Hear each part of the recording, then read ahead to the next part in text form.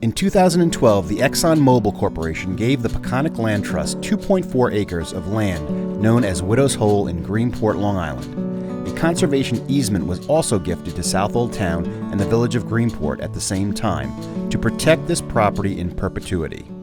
Well, years ago, this was actually a station that was used by Exxon to unload petroleum products. ExxonMobil started this program where they were gifting properties that they didn't have a use for any longer, and Peconic Land Trust actually acquired this. We were the first in the entire country as part of this program.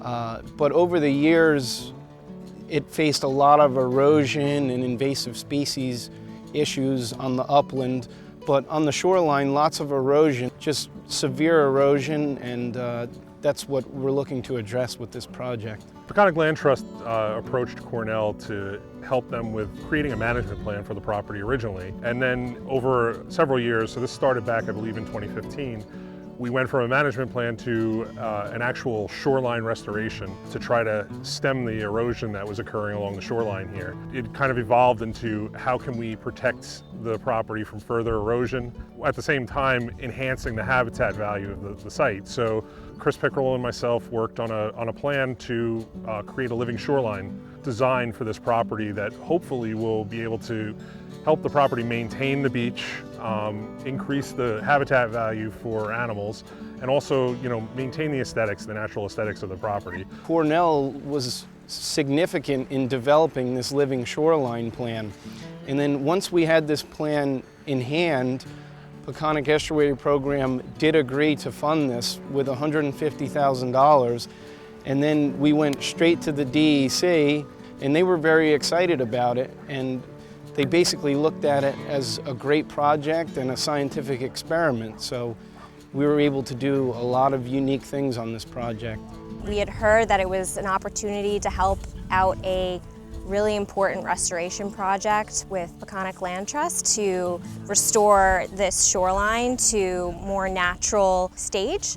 So we decided to help Peconic Land Trust and Cornell out and fund this project and work with them to restore the shoreline and plant the grasses that we're planting here today, and also plant some spartina along the coastal area to protect the shoreline naturally instead of building a hardened structure here that might impact areas nearby and cause more erosion. We got the contractor all lined up and set with us, and they started bringing sand in, and we quickly graded the beach. And then we just finished yesterday with the contouring and the final look in preparation for today's planting. So right now we're at the end of April. The end of April is the window closes for planting beach grass. So we'll finish off today or possibly even Monday with a little more planting.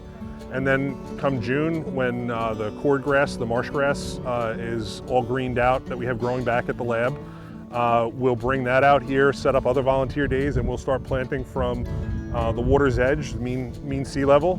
We'll tie it in with the existing marsh grass behind us that's here, and we'll plant towards the high tide line. And that between the cobble rock that we have along the shoreline edge and the spartina, the cordgrass, once it gets established, in case of storms, the roots will hold the sand and the stems will knock down some of the wave energy.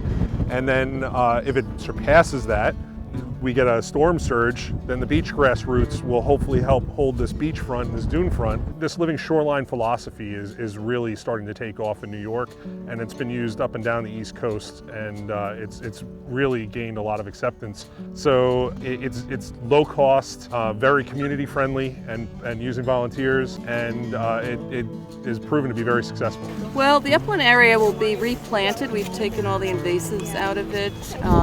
There'll be more of that to be done. We're putting up a nice friendly fence, a 4-foot fence with a pretty gate that will welcome the community. They can also walk along the shoreline, but it's more of a passive recreation preserve. It is not a park, but it's preserve, and we hope that the community will really enjoy it. My husband Mark, who owns a fishing vessel Illusion, was coming home to Greenport. We would sit here and watch him actually sail into port. So we have a special kinship to this particular piece of property. It's very much cleaned up from what it was, and it is a big part of the village of Greenport to see it not become some waterfront enterprise, but open land for us all. So this project is one of the first Living Shoreline projects in the estuary, and we are proud to be a part of this. We're hoping this project will give others, homeowners, municipalities, a really great example of what you can do to naturally protect your shoreline.